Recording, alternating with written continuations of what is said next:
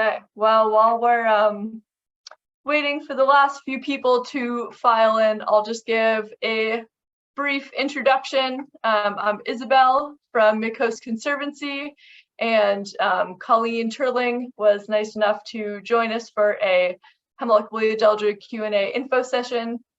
It is really prevalent in Maine and becoming more so. So there's definitely a lot of demand. A lot of people have questions.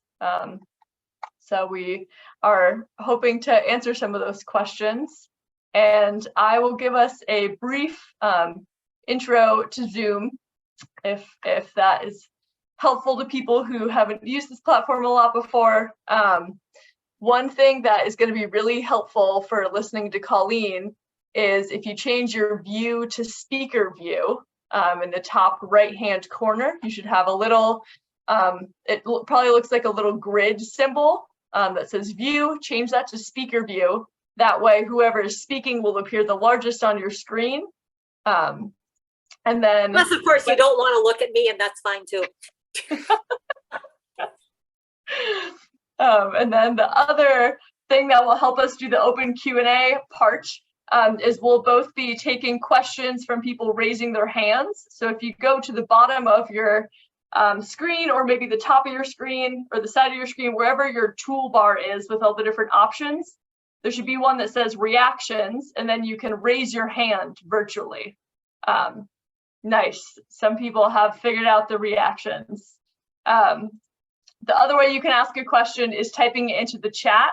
So in that same toolbar, there should be a small icon that says chat, and you can type a question into the chat there, and we will try to answer all the questions. So that is just our orientation to Zoom. Thank you again for coming, everyone, and I will pass it over to Colleen, and we'll get into it. Okay, so my plan for tonight was to keep this fairly informal. It was sort of billed as a question and answer session.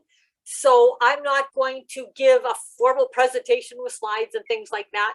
I'll share my screen for a few minutes just to show you a couple of quick graphics that will help illustrate. I thought I would just spend just a few minutes at the beginning talking a little bit about what Hemlock Woolly Adelgid is, just because I know there's probably all sorts of different levels of knowledge about Adelgid. And then we'll go into questions and answers, and hopefully we'll be able to answer most of them. So Hemlock Woolly Adelgid is an invasive species, and like many invasive species, it's a really big problem because we don't have a lot of control. Most of our native species of insects, they could be pests for a while, but they usually have predators and parasites and diseases that generally keep them in check. And if you think of something like spruce budworm, every once in a while, every 70 years or so, it will, the population will rise, but then the parasites and the diseases will rise after that and knock it back down, and then it'll be at really low levels for a long time again, and then it will rise again. The problem with invasive species is they've left all of their parasites and diseases and things back home where they came from. And they come here and they've got this brand new world that they can exploit. The trees often have no resistance to them, and they can just run wild and cause huge amounts of damage. And Hemlock Woolly Adelgid is one of those things that has caused a huge amount of damage. If you look further south of Maine, the Great Smoky Mountains, they basically just devastated whole hemlock forests. For a long time, we did have winters that did protect us somewhat, because Hemlock Woolly Adelgid is somewhat knocked down by cold winters. The thing is, we're not getting the cold winters that we used to get, and so we can't count on winters to protect us any longer. And we're not getting winters that gives us, we used to get winters that would give us 90-some% mortality in the winter generation. And now we're getting maybe 60% mortality. And 60% mortality might sound like a lot, but it's not much when you think of Hemlock Woolly Adelgid that has 2 generations a year. Every single Adelgid that you will see on your hemlock trees is a female. so they don't even need to mate. And every single one of those is capable of producing up to 300 eggs. So if you start with, you know, one female, she can lay 300 eggs, and then each of her daughters will could lay another 300 eggs. In 1 year, you could go from 1 to, I think it's what, 900,000? 300 times 300? Just a massive potential for population explosion. And so that means we've got a really big problem. So I am going to share my screen and talk a little bit about the life cycle of Hemlock Woolly Adelgid. And I know people's faces, eyes just sort of tend to glaze over when you put up a graphic of life cycle. But Hemlock Woolly Adelgids in general have really complicated life cycles. And so being able to see a little bit about what it's doing will maybe help us talk a little bit about the Adelgid, and then also what some of the control options are. I should also mention that Hemlock Woolly Adelgid is only on hemlock trees. We have a lot of other Adelgids in Maine. Some of them are invasive, like balsam woolly adelgid on balsam fir. There are other woolly aphids that are native, and others that we're not entirely sure if they're native or invasive, but they don't really cause that much problem. We've got some Adelgids on pines. So there's a lot of Adelgids out there, woolly Adelgids. But you know, Hemlock Woolly Adelgid is Hemlock Woolly Adelgid because it's only on hemlock trees. So if you look here, this blue area, what's written in blue is a Hemlock Woolly Adelgid. So if we look right now, we're in the late summer. And so we have right now all of the eggs that hatched this summer. And there were crawlers that were wandering around, and they found themselves a place to attach to the hemlock, and they are now stuck to the tree. So from this point in time, from now till the beginning of March, potentially late February, the Hemlock Woolly Adelgid are going to be actually stuck to the tree. Once they put their mouth parts into the tree, they stay there. So these are piercing, sucking insects. If you think of an Adelgid that's this big, their mouth parts are probably about that long. They're way longer than the Adelgid, and so they stick their mouth parts down into the tree, into the twig at the base of the needle. And once they do that, they're stuck to the tree. They're not going anywhere. And that happens at about this time in early August. I guess we're pretty much late August now, but by early mid-August is when all of them should be attached to the tree. So now they're no longer at high risk of being spread by crawlers being picked up on clothing or equipment or something. So they stay in the tree, stuck to the tree. Right now, they're essentially hibernating. Estivation is just basically a summer hibernation. So they're not feeding, they're not doing anything. There's just these little crawlers stuck to the tree, or little nymphs that have their mouth parts in the tree, and they're just going to sit there until the fall, sometime around October. Then they start feeding, and they will feed and they will grow, and they'll molt, and they'll shed their skins and get bigger and bigger.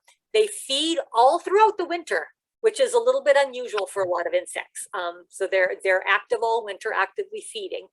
And then late winter, about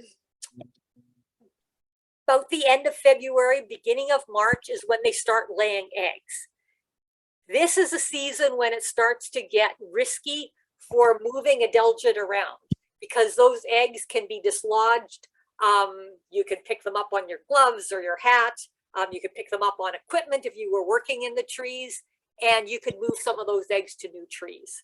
The eggs then hatch in the early spring, and the larvae then are, the newly hatched larvae are called crawlers. They're the ones that are mobile, and they can wander around. They wander around looking for a place to stick their mouth parts into the twig again at the base of needles.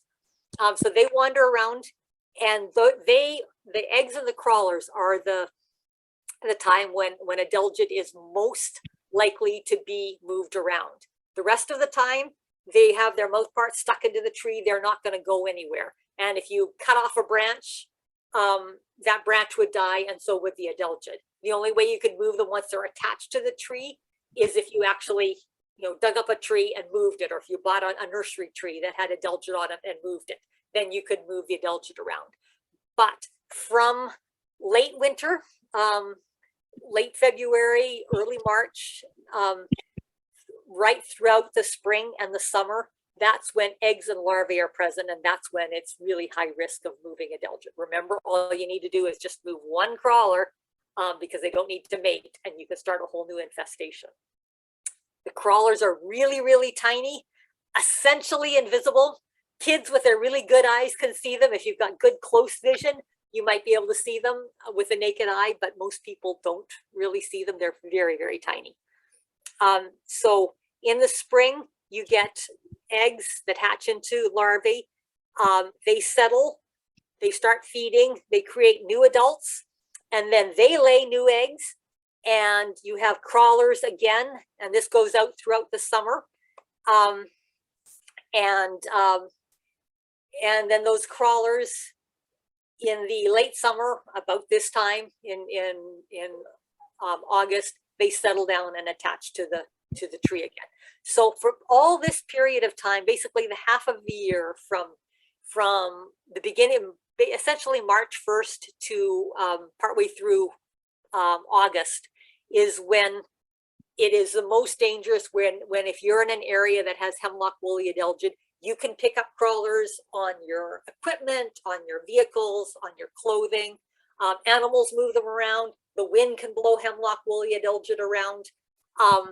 And that's when it gets moved around. And so that's really high risk. We really recommend that people, if they're doing major work in hemlock trees, that they do it in the fall and early winter, because then you know that you can be working in your uninfested trees, and you know that you're not going to be bringing crawlers in, and you're not going to be infesting your trees. Or if your trees are infested, you know that bringing equipment in and doing work means you're not going to be spreading Adelgid to other trees.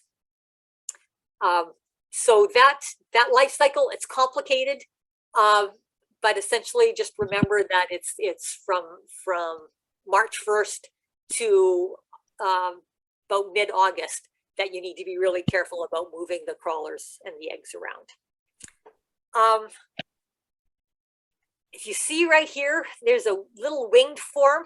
I said that all Adelgids are females and they don't need to mate, but because Adelgids just have crazy, ridiculously complicated life cycles, there is another generation in the summer that is, they produced winged males and females, and this is a sexual generation. They can mate, and they fly off, and they're going to look for a completely different host, a spruce tree, a tiger's tail spruce, which we do not have in Maine, and which we do not ever want in North America, because they're going to go look for this tree, and if they find it, and back in China where they do have this alternate host, they will have a life cycle that's or life stage that's completely different. They'll form a gall on the tree, they'll mate, they'll have young, and then those young will come back to the hemlock trees.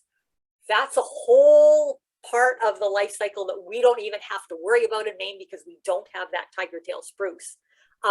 And that's really important, because if any of you guys remember that if you were along the southern coast last year, a little bit this year, if you remember on some of the beaches of southern Maine, that in midsummer, the beaches got black with these tiny little insects that were washing in on the shore. And nobody knew what they were. And we finally just figured out with DNA analysis that these were Hemlock Woolly Adelgids. These were these winged adults that had gone flying off looking for their tiger tail spruce. They'd gotten blown off to sea by the trillions and then dropped into the water, and the currents washed them back onto shore. So if you can imagine all of those trillions, if they had actually had that alternate host, that tiger tail spruce, the population would just rise phenomenally. So luckily, that's something we don't need to worry about in North America.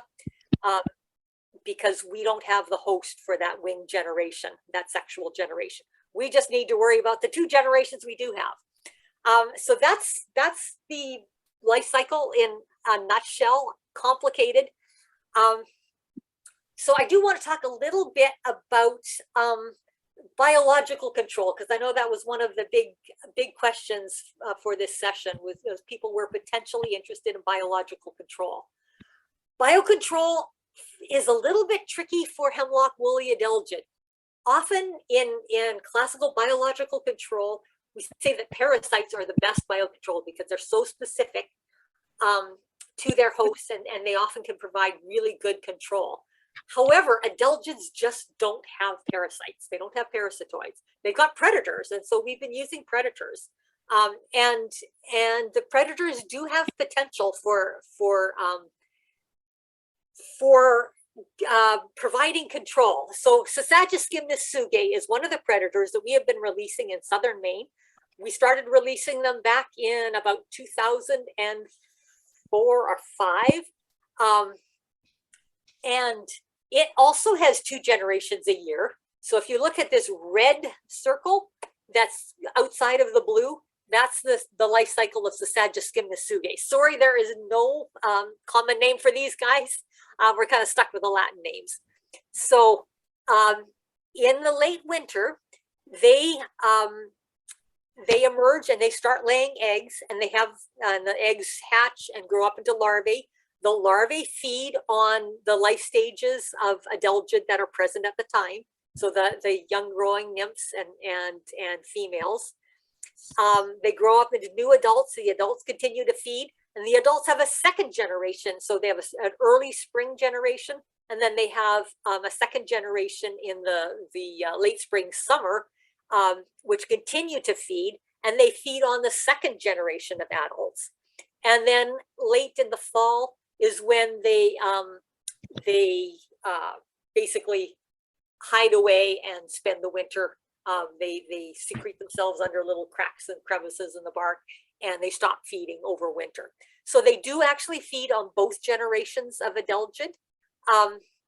They have been, early on, people were really, really enthused about them, and then and people were releasing them, but they were having trouble recovering them, because when you release these predators, they tend to fly up into the tops of the trees, and they sort of disappear off into the forest, and it's really, really hard to recover them. And some of our neighboring states in the northern New England area just gave up on them because they said, we can't recover them. They must not be there. They're not doing anything. Maine has been able to continuously recover them in places where we've released them, which has been largely down on the southern coast, as far up as Woolwich.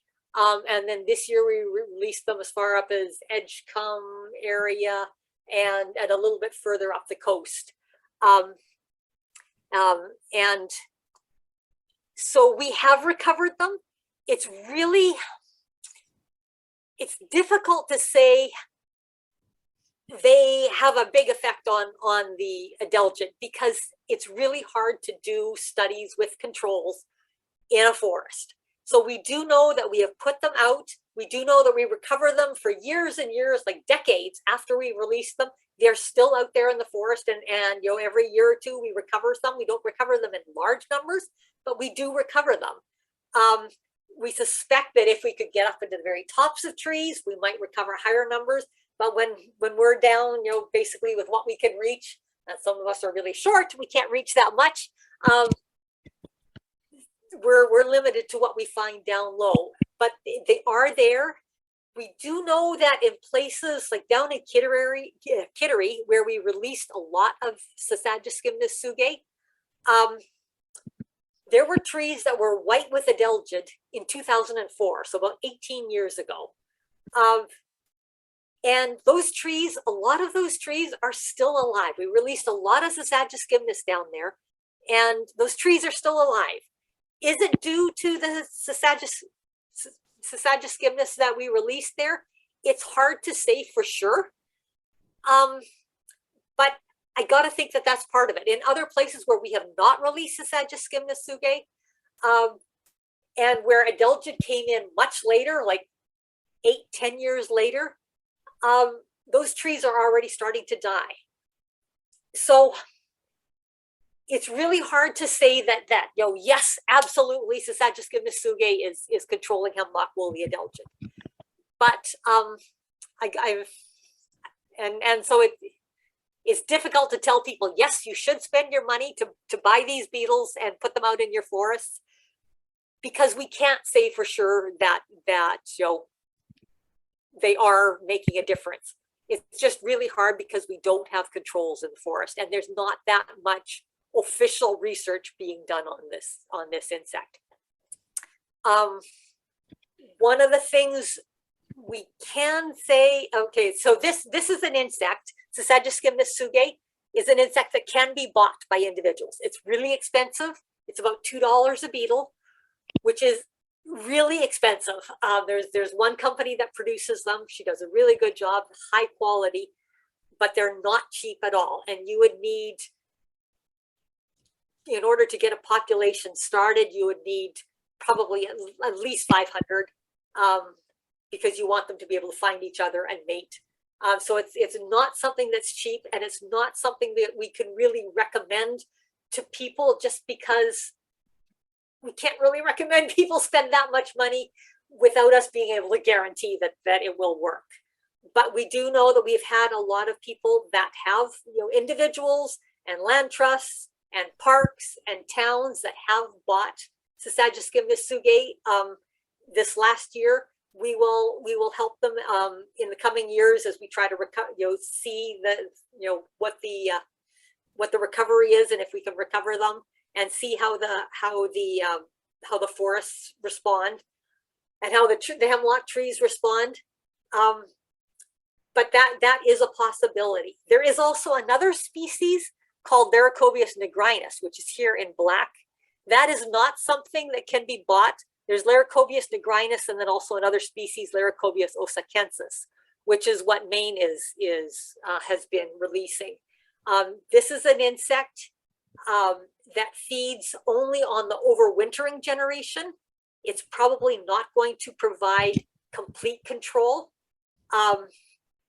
because it only feeds on this overwintering generation, and then there's a whole generation here in the spring and summer that can recover. And so there is research looking for another predator that might sort of fill in this summer generation, called a silver fly. But that's something that still is a little ways away. And so just briefly, I'm going to talk a little bit about integrated pest management, and then I'll bring it over to questions. So integrated pest management is using multiple things to try to control a pest. And for Hemlock Woolly Adelgid, biological control is probably going to be an important part of the management of this insect. We do know that in the West Coast, where they do have predators, and they've got Hemlock Woolly Adelgid, that it's the predators that largely are what's causing it to be under control, and keeping it from just exploding. But when we release predators in the East, often we're releasing really small numbers. Even if you want to spend thousands of dollars on buying predators, you may only be releasing thousands of these predators into the forest, and there are millions, billions, maybe trillions of Adelgid out there. They're just massive numbers of Adelgid out there. And so it's going to take a while for this relatively small number of predators to build up numbers, higher and higher every year, to build up a number so that they can actually provide control. And so that's where things like potentially using pesticides, targeted use of pesticides, can help keep trees alive long enough to let your predator numbers build up to the point where they can provide control.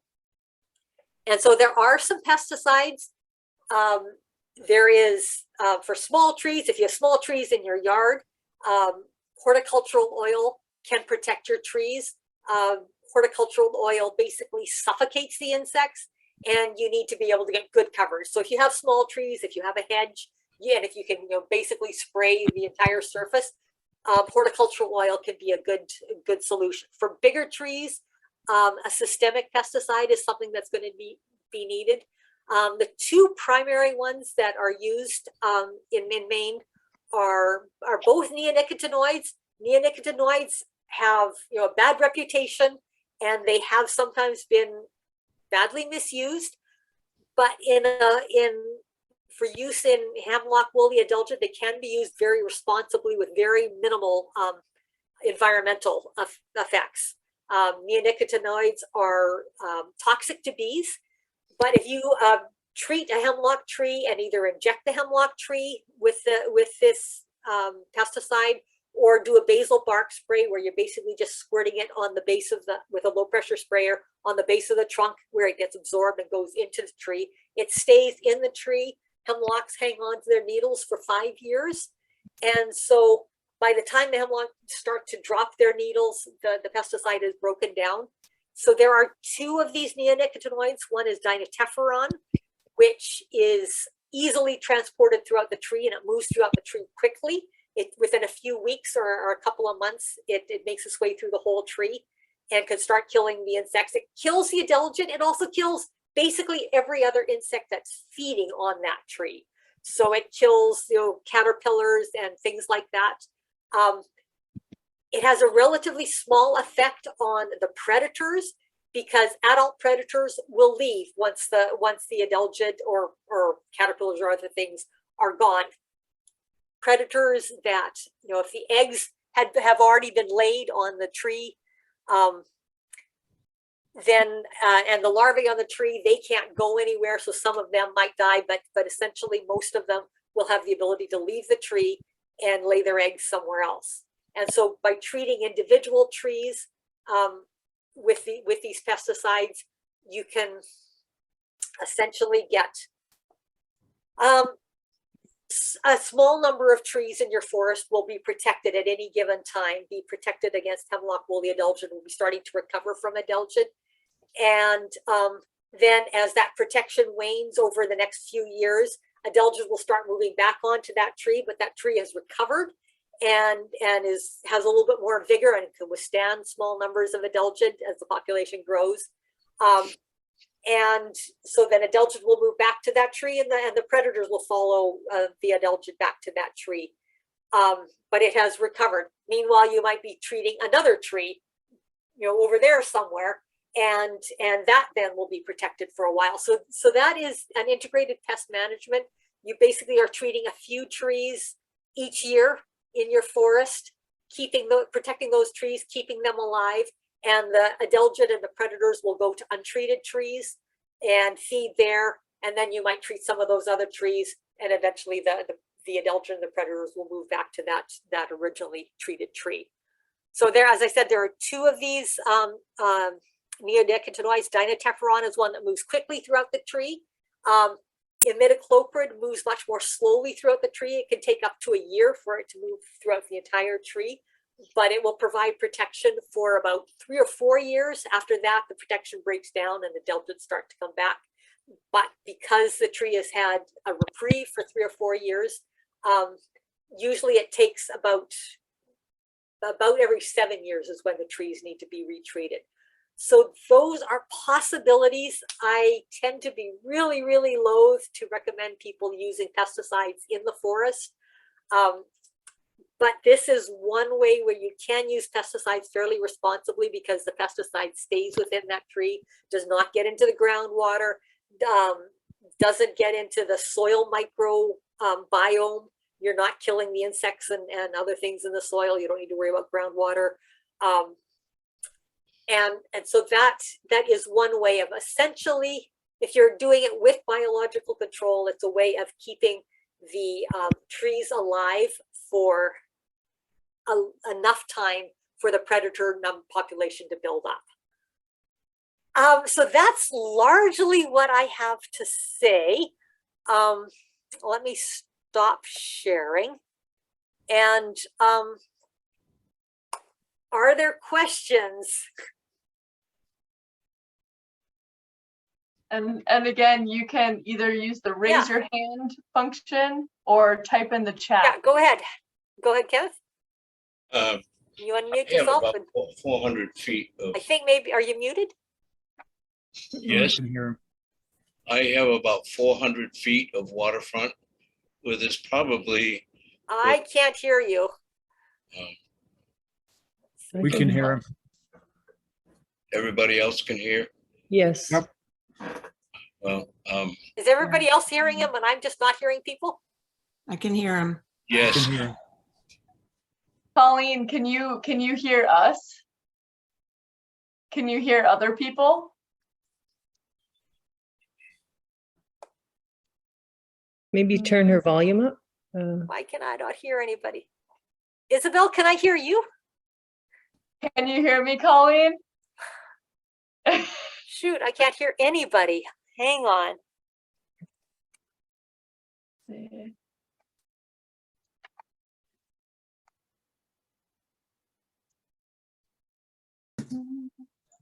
You know what? I'm gonna leave and come back in and maybe that will fix it because I'm not hearing anybody.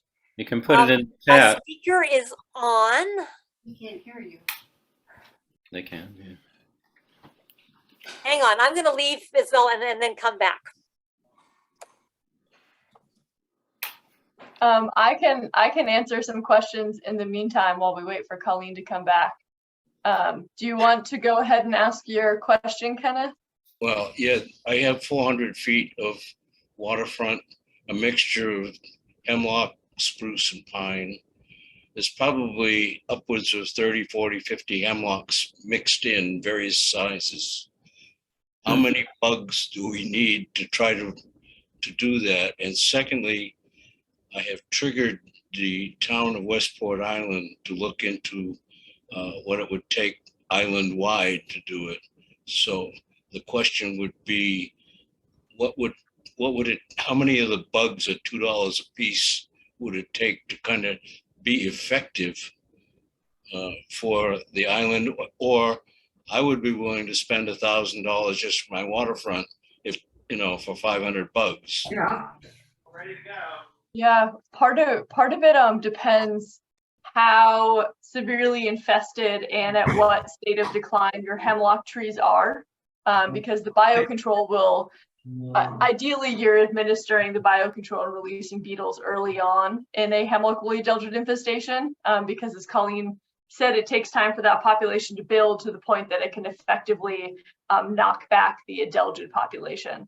And so if your trees are lightly infested, then now would be a good time to spend $1,000 and buy 500 beetles to release on your waterfront. The company is called Tree Savers that you can buy them from, and they say one colony treats about 1 to 3 trees. But as Colleen said, you don't want to get really just one colony. Getting at least 5 colonies to create that nuclear population of 500 beetles that will allow for them to breed with one another and really establish is kind of the minimum that you would want.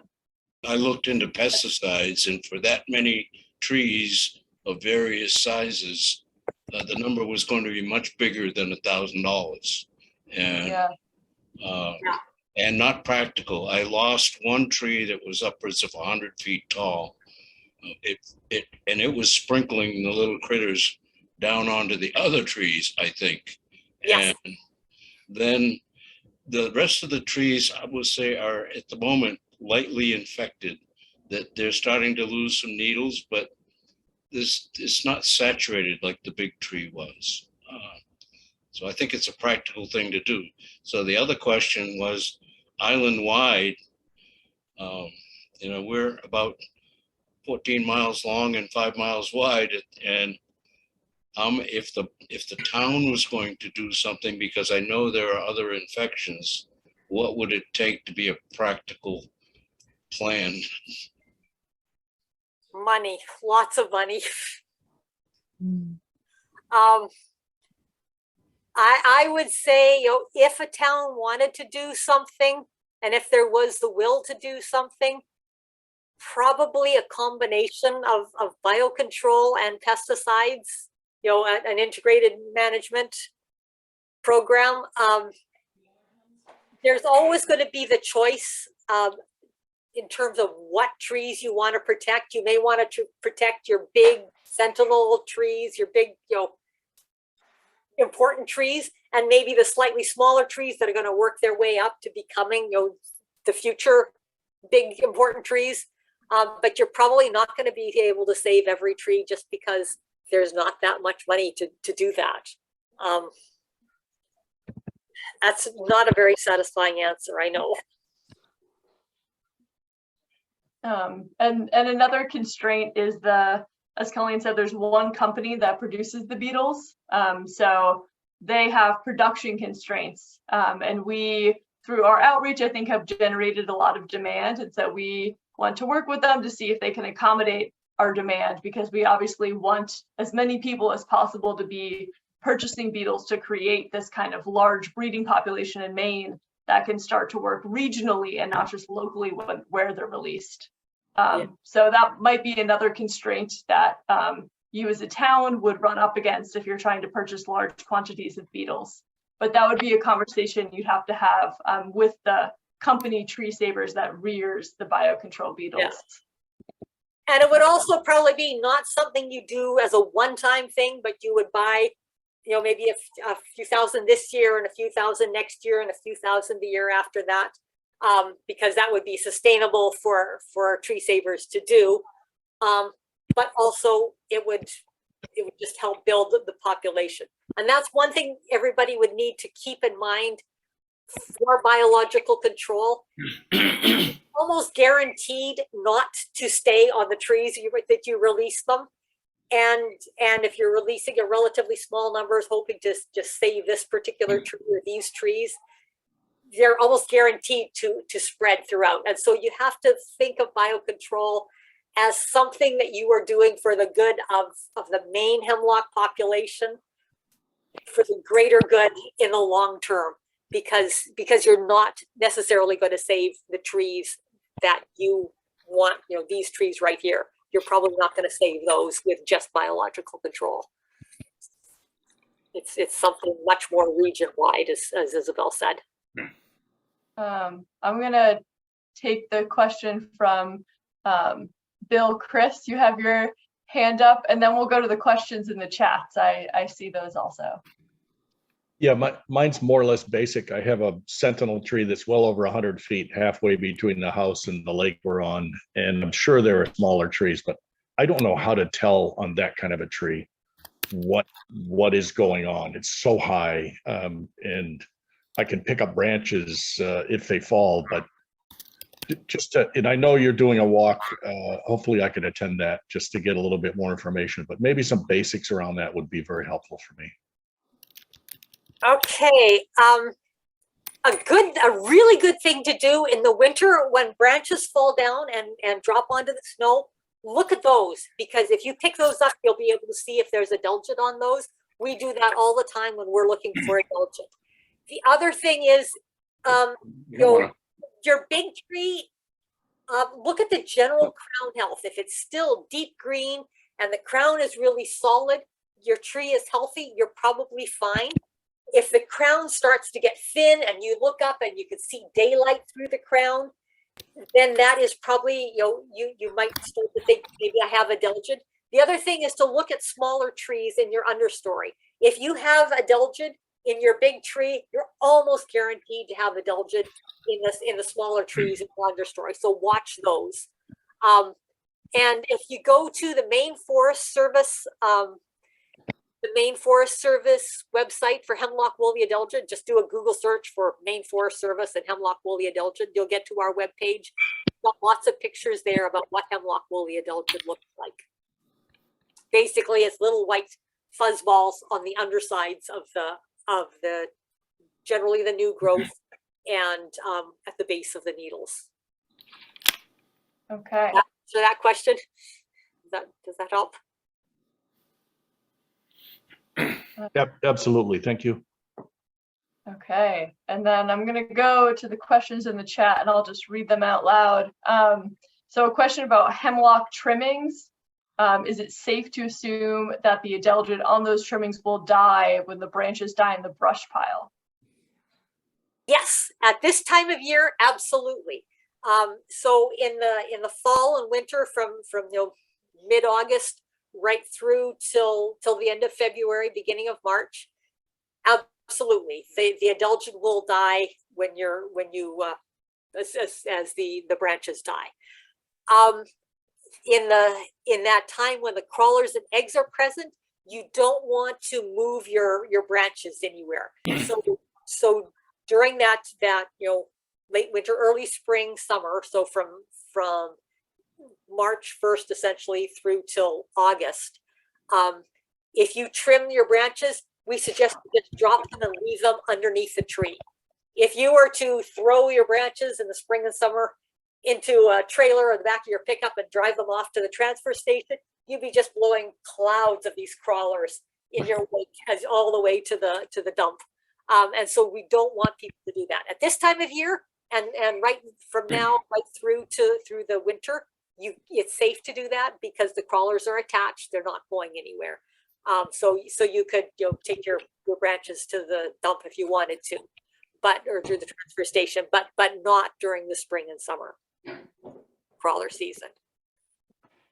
And the next question is a really good one.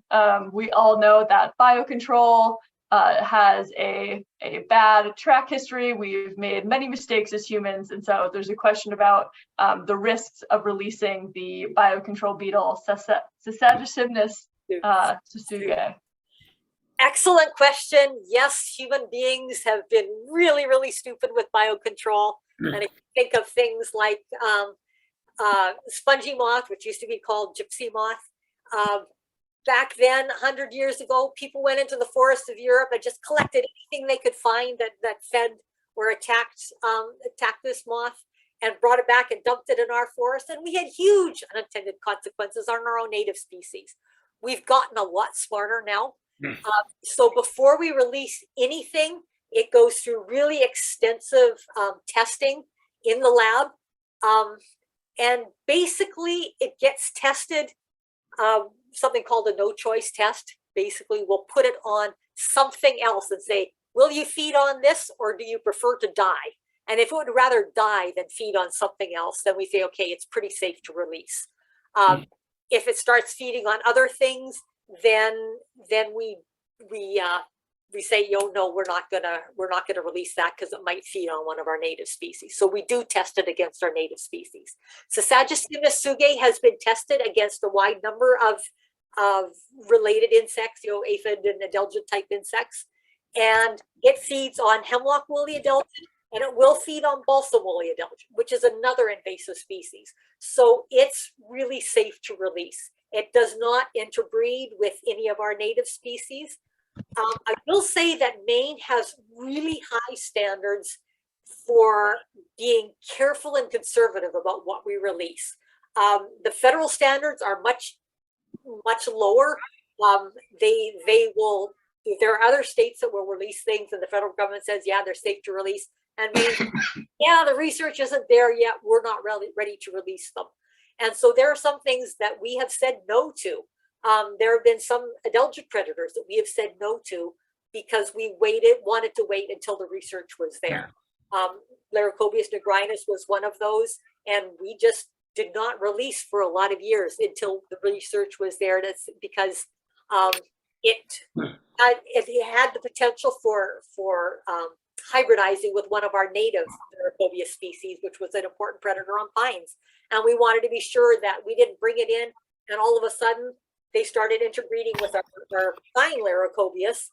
And all of a sudden what was on pine that were previously never an issue might become a big problem because we had messed with the pine predators.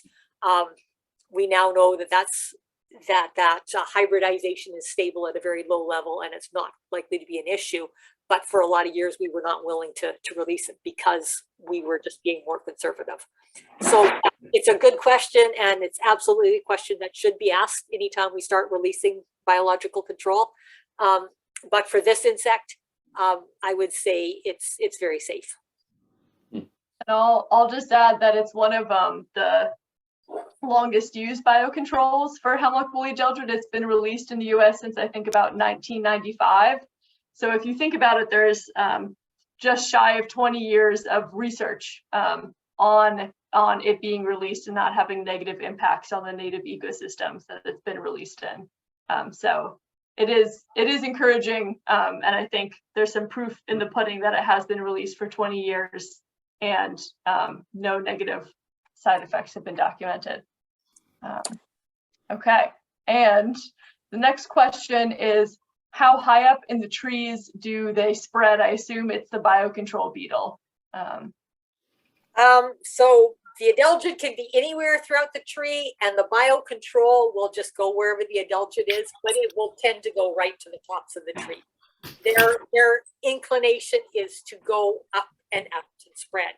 So we think they're largely up in the areas of the trees that have new growth tend to be up at the tops of the trees. That's where the adelgid often is, and that's where the beetles tend to be.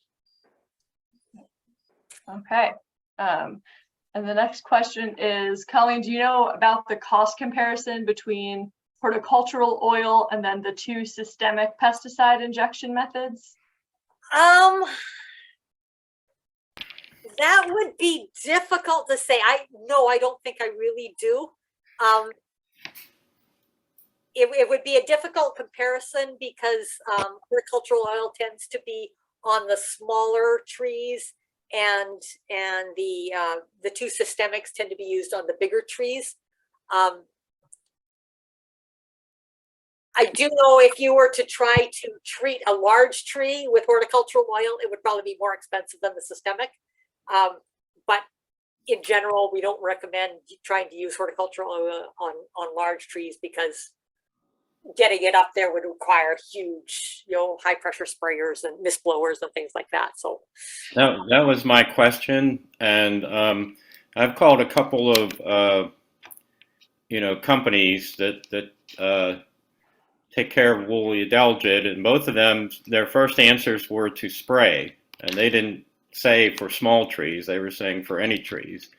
So I don't know what's going on there exactly, but I'm going to try to get somebody to come out and talk about it. Maybe they have those things that elevate you, what do they call them?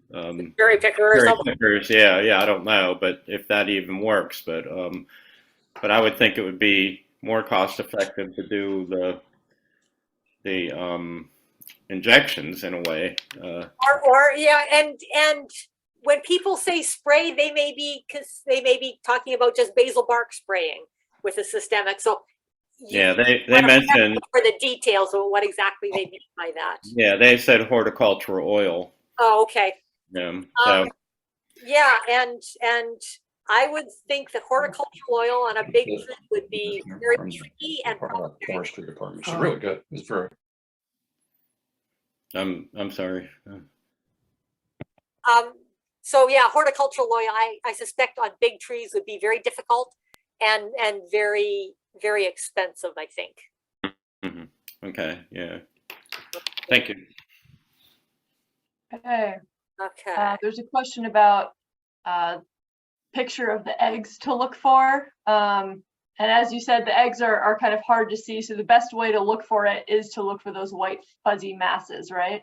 Yes, the eggs are going to be, the female and her eggs, for her 300 eggs are going to be under that white fuzzy mass. So just look for that white fuzzy mass.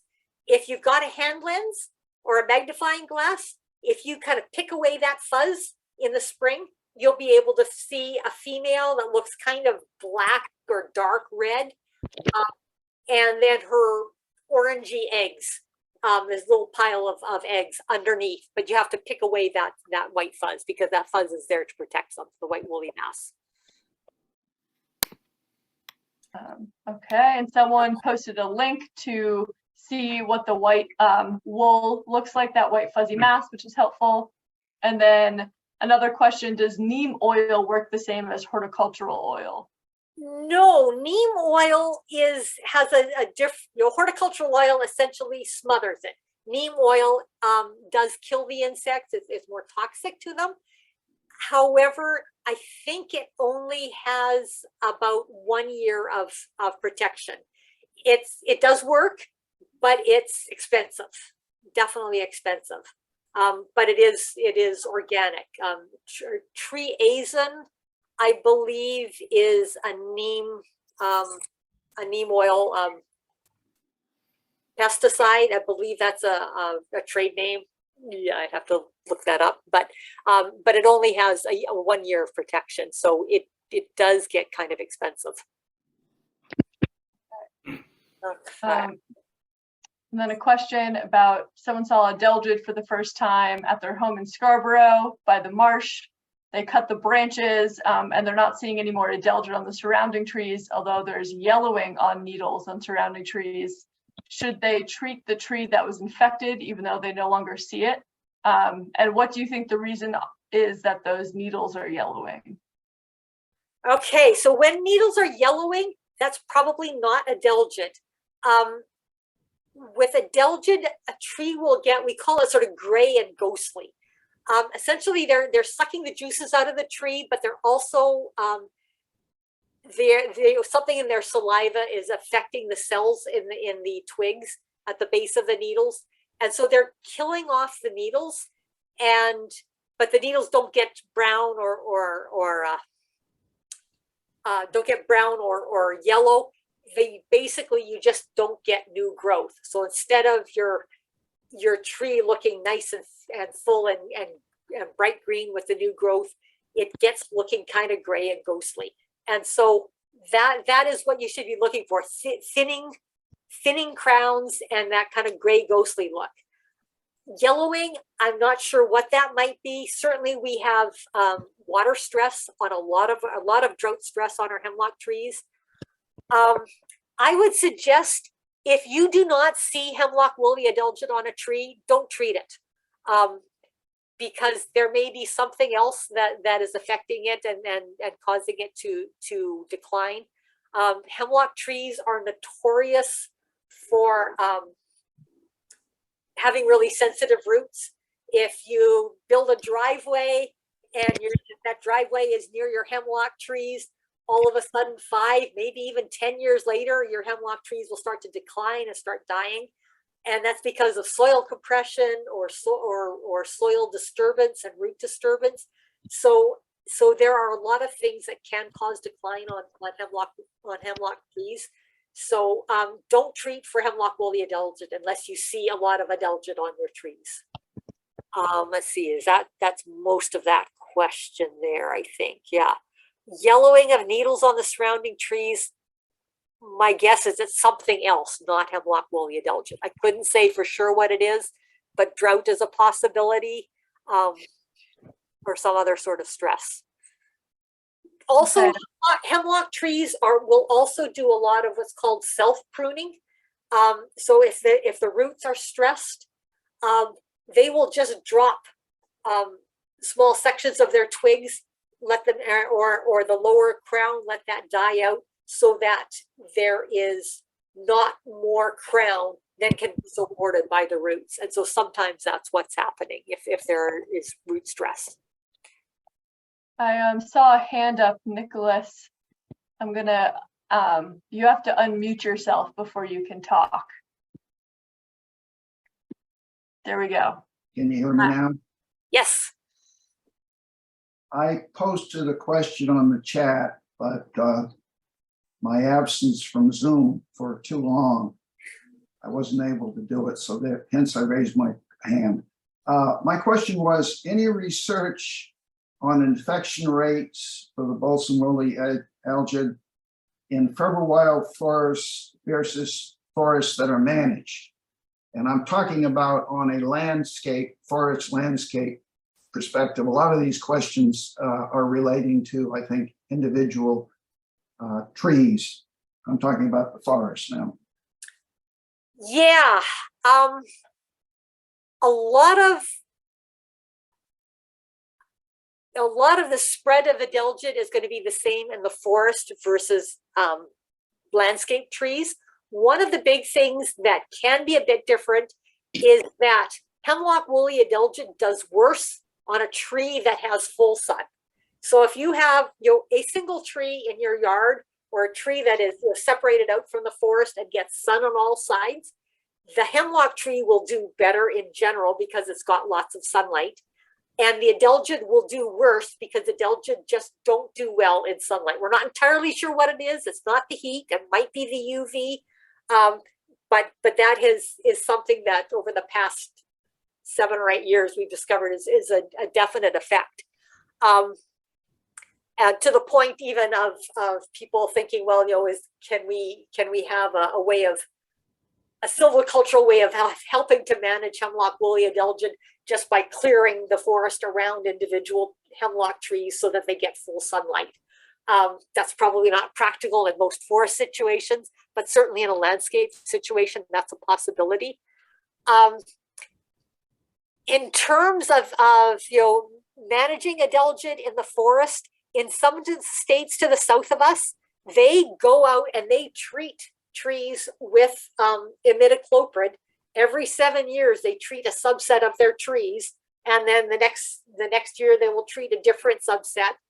And they do that in conjunction generally with biological control to just basically keep the trees alive. For us in Maine, for a long time, we had winter that helped us and we didn't have to do that. Now our winter is no longer keeping our trees alive. I don't know if we're going to get to that point where we will say, in areas where we think, yes, the hemlock forest is really important, in critical areas, we're going to try to keep the hemlock forest alive by this targeted use of pesticides, targeted sort of rotating use of pesticides. Part of me really hates to even contemplate that, but possibly the alternative is to let the hemlock trees die, and that's going to have a massive effect on the forest as well. So, I would say in a forest situation, biological control should be a part of an integrated pest management, whereas in a landscape situation, you might want to use just pesticides and silvicultural methods only. There may not be in an urban landscape situation, you may not have biological control be part of that management. I'm not clear on how you differentiate between an unmanaged forest and a managed forest, because the answer that you gave me morphed the two together. When I said on a landscape perspective, okay. I was trying to get away from talking about individual trees, which is I consider more of a arboriculture issue. Okay. Versus management in the forest, which is what I thought this Zoom was, focusing on. But I can see from people's questions that it's a wide range of concerns. But my interest primarily is in the forest itself, and specifically forest ecology, and more specifically than that, if you don't want to talk about management, we want to talk about ecological forestry versus, standard wood producing forests. So, and I'm interested in how nature does some management here versus how we're suggesting controls. Okay.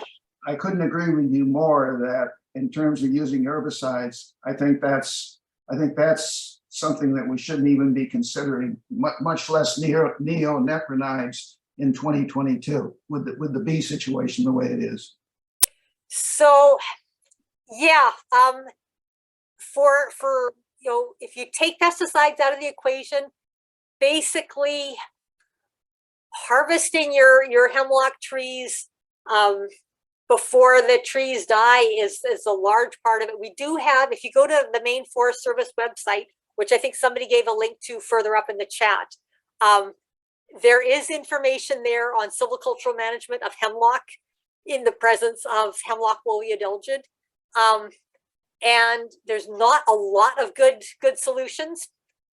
I will say that yes, neonicotinoids have a huge bee issue. And I know somebody mentioned, Zach, the staff entomologist at the Maine Coastal Botanical Gardens, has warned about neonicotinoids and their harmful effect on insects and pollinators in particular.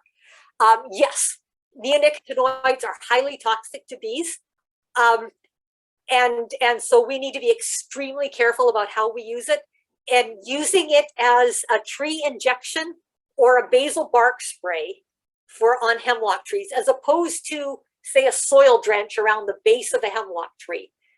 That can be very safe because the pesticide goes purely into the tree. Hemlock trees are wind pollinated, not bee pollinated. So there is nothing for bees. There's no way for bees to get poisoned by it. If you were to, say, use a soil drench around the base of the tree, then you would have to cut down every flowering plant at the base of that tree so that they did not, so that all those flowering plants at the base of the hemlock tree didn't take up the neonicotinoid and then poison bees. So that is one of the strong reasons why I would suggest using a trunk injection or a basal bark spray, because the pesticide remains within the tree, does not get into the soil, and there is essentially no chance of killing bees.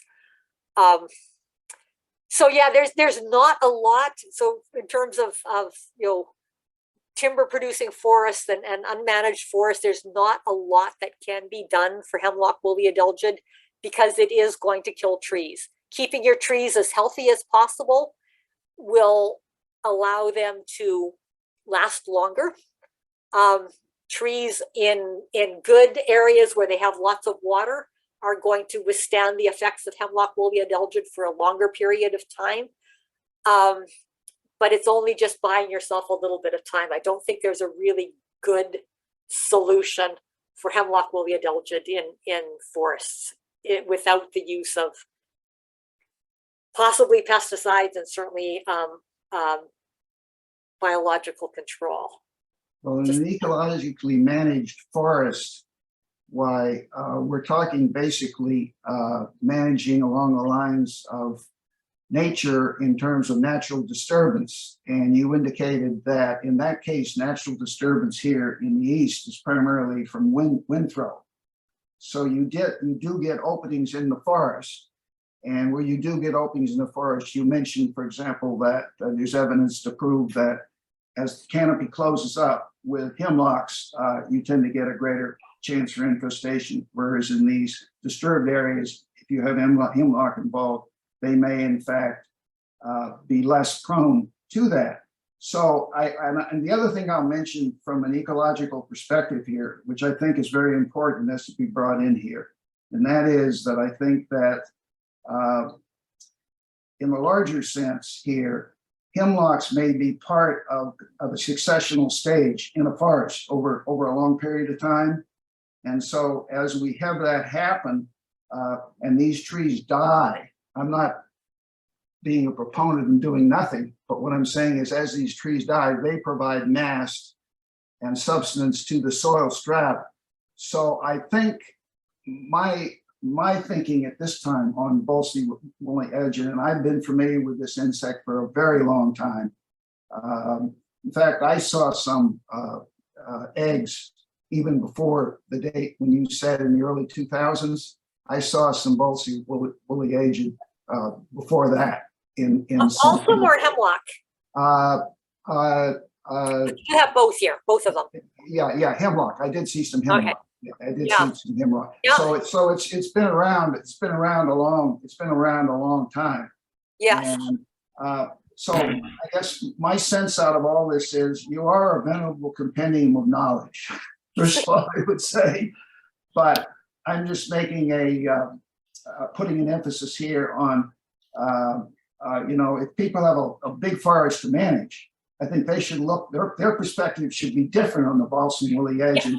That if people have, as one gentleman mentioned, he's got a number of hemlock trees and he apparently has some shoreland property, that's a different type of animal than managing on an ecological perspective. But then one might say, taken together, we do have a forest.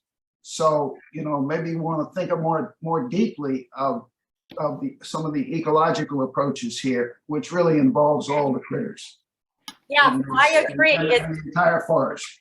So I'm approaching it as a forest ecologist, basically. Yeah, I agree, and I would say there are very different ways of looking at the problem. I would say that the whole idea about clearings and having sunshine, does not mean that your tree will do just fine. It gives the tree a slight advantage. It may mean that it'll just live a few more years before it succumbs. So it's not enough to control Adelgid on its own. It might be part of a larger management program if that's what you decide to do.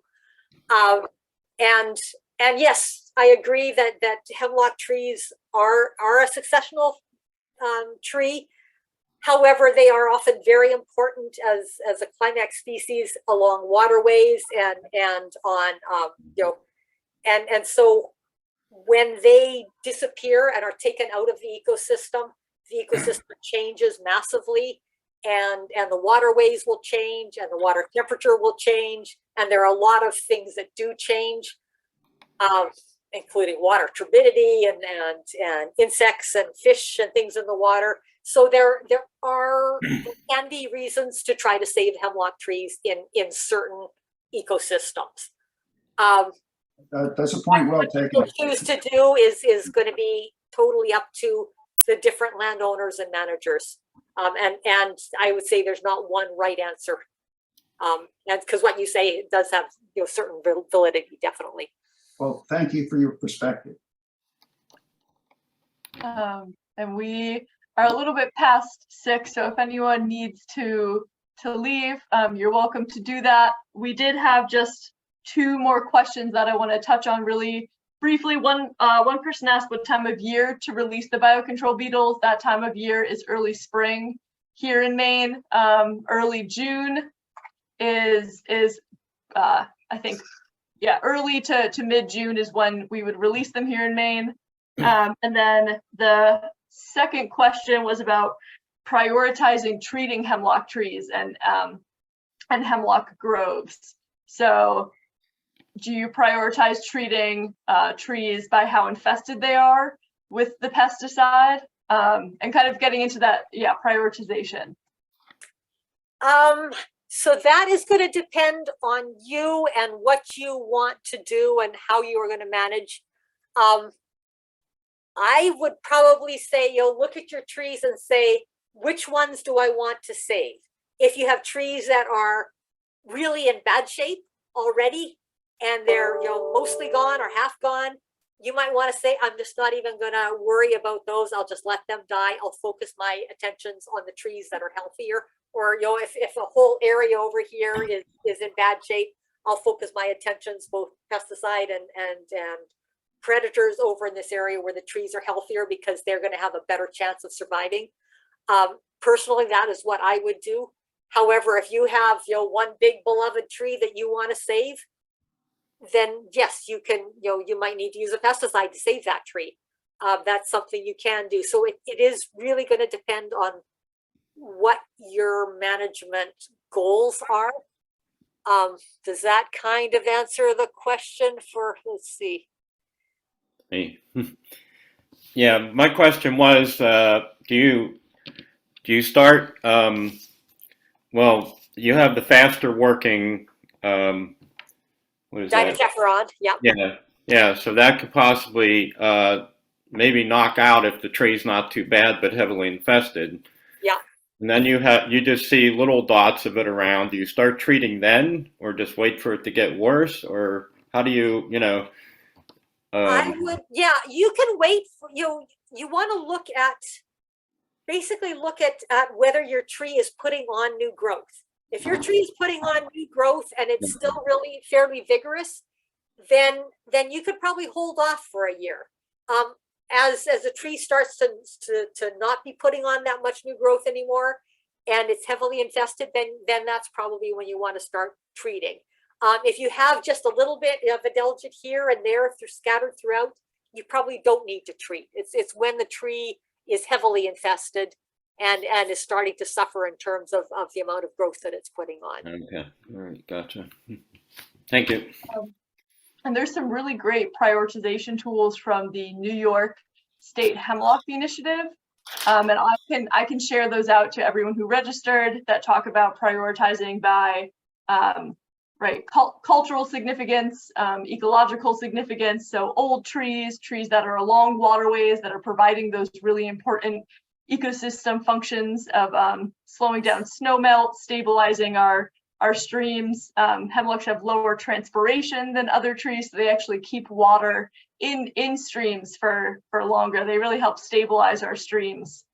And so there's some great prioritization tools about which trees to treat in your property. If you have a large property and you are working at more of a landscape scale, prioritizing by some of the ecological significance.